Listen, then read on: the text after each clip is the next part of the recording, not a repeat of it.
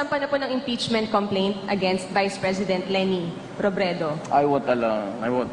Do you think, sir, may basehan po para ma-impeach nga po siya? What are your thoughts po? Look, you know, we just had an election. Guys, lay off. Let's stop it. Can do other things, but do not tinker with the structure of government. I will not countenance it. Elected yung tao.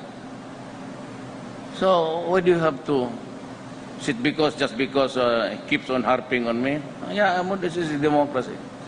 It's freedom of speech. Wala naman, there is no or there are no overt acts committed. Kakatapos lang ng eleksyon, bakit mo sirain bayan? Okay, ako, malay mo ako, baka hindi na ako magising bukas sa bangungot, okay na. Siya naman, pero yung, you create trouble na po.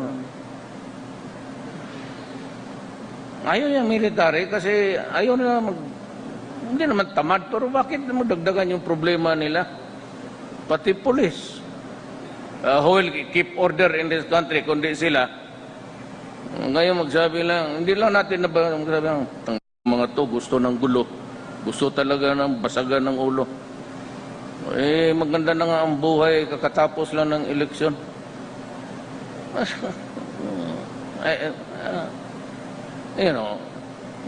This is a democracy.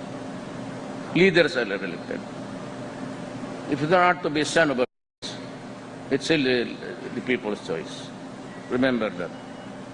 Sir, sorry, follow up. So wala kayong nakikitang mali dun sa ginawa niya, sir, na nagbigay siya ng video dun sa UN Commission on Narcotics and said na may palit ulo? Ma'am, I cannot out of the country for 4 days. I have not been abreast with the... Alam mo yun, ako nakabasa ng newspaper, yung mga column, di ko nakabasa. Yun lang, yung news talaga. But wala akong nahawak ng newspaper.